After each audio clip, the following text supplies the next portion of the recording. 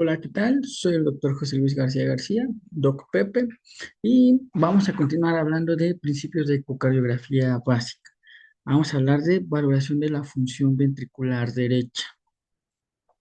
Hablaremos de esa mitad un poquillo a veces olvidada del corazón.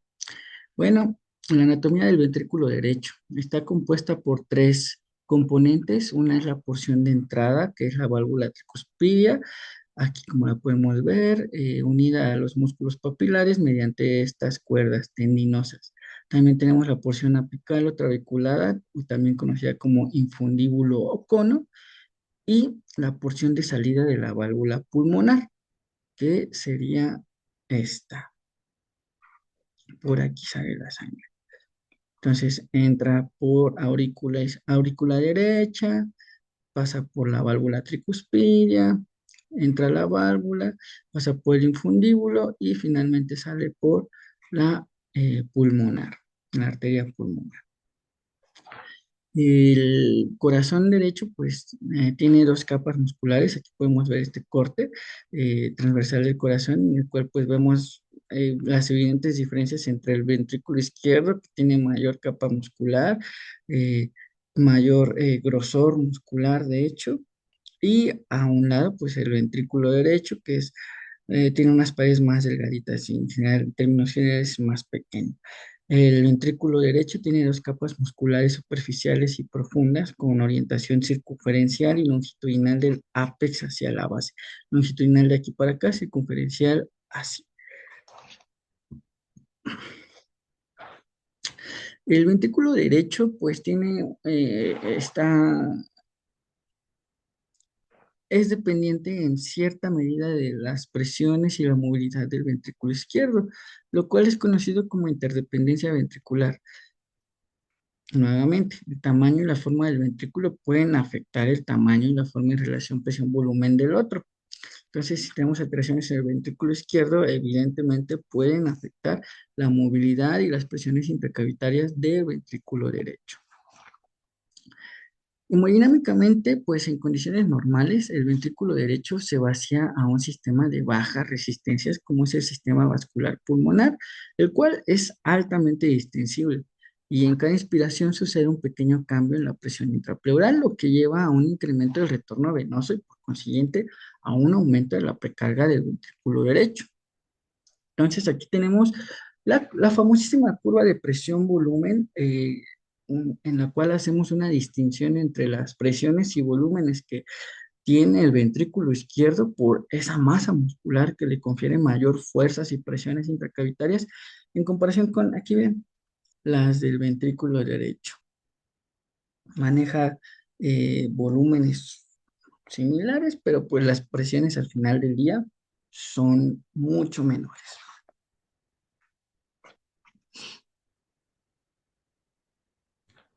¿Qué otras propiedades tiene el ventrículo derecho? Bueno, hablando de en la perfusión del ventrículo derecho, pues en un sistema derecho dominante que tiene el 80% de la población, la coronaria derecha va a irrigar al ventrículo derecho, por lo cual pues el ventrículo derecho va a ser menos susceptible a isquemia por las características anatómicas y fisiológicas de las coronarias y de esa cantidad de músculo cardíaco que tiene el ventrículo derecho.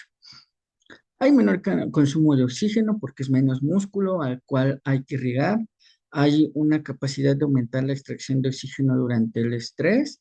La irrigación en sístole y en diástole, pues son mayores en comparación. eh, Hablo de la irrigación de ese músculo. Es menos músculo para una arteria, para la arteria que está dándole sangre al ventrículo derecho. Estas mismas pueden generar un rápido desarrollo de colaterales y a diferencia de en sístole, las presiones en el ventrículo izquierdo son mayores. Entonces, eso impide un poquillo que el paso de sangre al ventrículo izquierdo sea el adecuado durante la contracción o durante la sístole ventricular izquierda, cosa que no pasa de manera tan acentuada en un ventrículo derecho.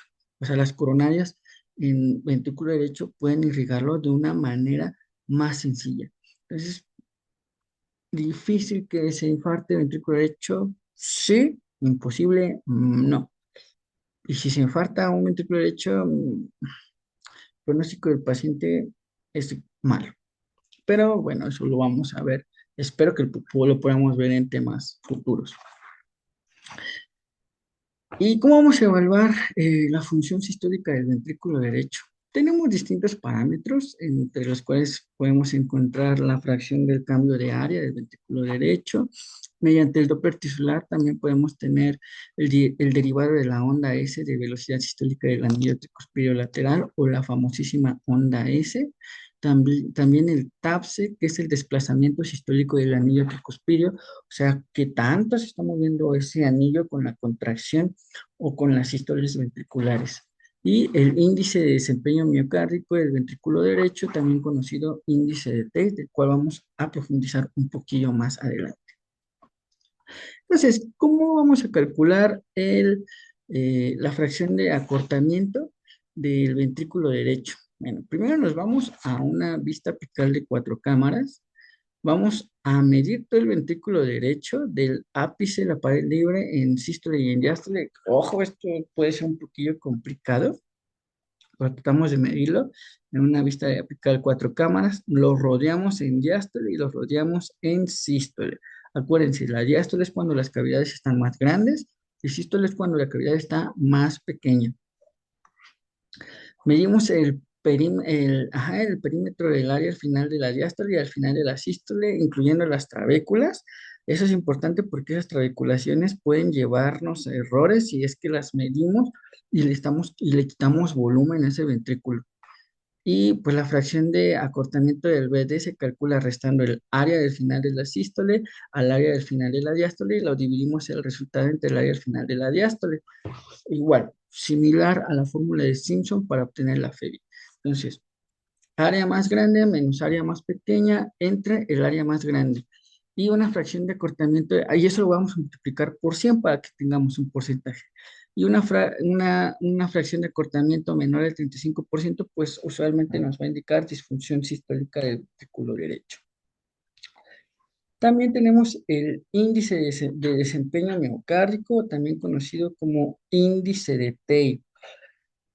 Ojo, este es un poquito complejo de entender, pero pues vamos a darle. Voy a ir directo a la fórmula del índice de Tate, que nos habla que hay que sumar la contracción isovolumétrica más la relajación isovolumétrica de ese ventrículo derecho y lo vamos a dividir entre la eyección o el tiempo de eyección de ese ventrículo derecho.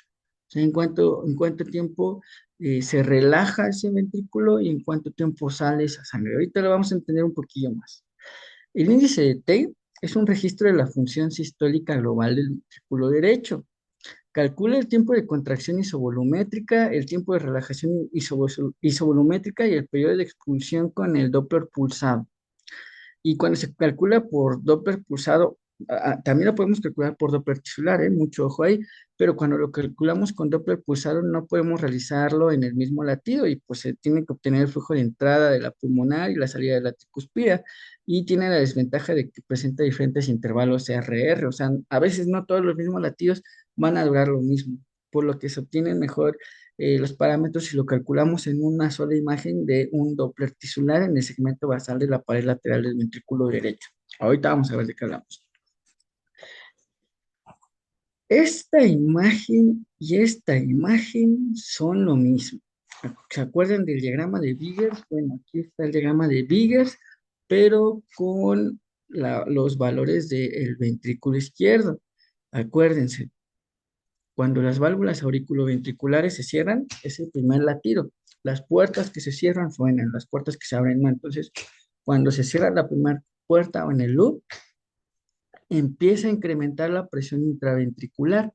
Todavía no hay salida de sangre del ventrículo a la aorta, y en este caso del ventrículo derecho a la arteria pulmonar, pero va aumentando la presión intracavitaria.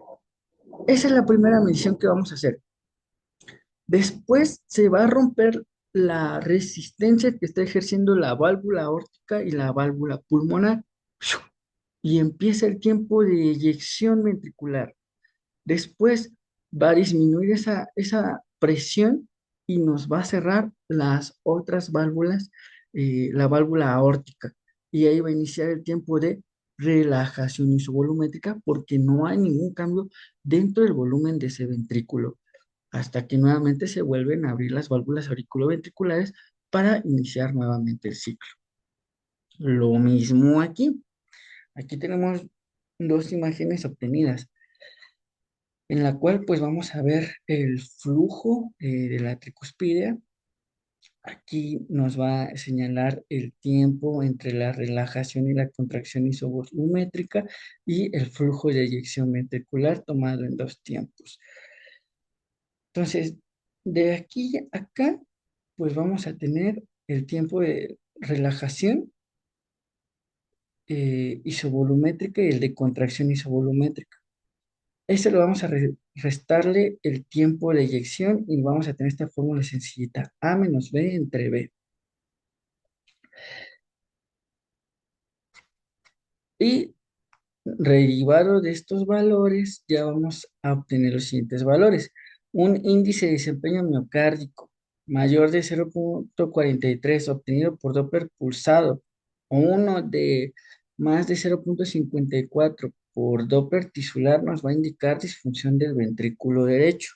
Mucho ojo ahí. Ya estamos hablando de que mediante un índice de T ya podemos valorar si hay disfunción. ¿Cuál es la desventaja? Pues en un paciente sano los periodos isovolumétricos del ventrículo derecho están ausentes o son cortos y los cambios en el volumen y la presión se prolongan, por lo que es un método que va a depender de la carga de ese ventrículo derecho. Pero pues básicamente ese método lo que nos está midiendo son estos cambios de presión. Mientras mayor sea el valor que obtengamos de esta fórmula, pues nos está hablando de una disfunción del desempeño miocárdico. Por lo tanto, disfunción del ventrículo derecho.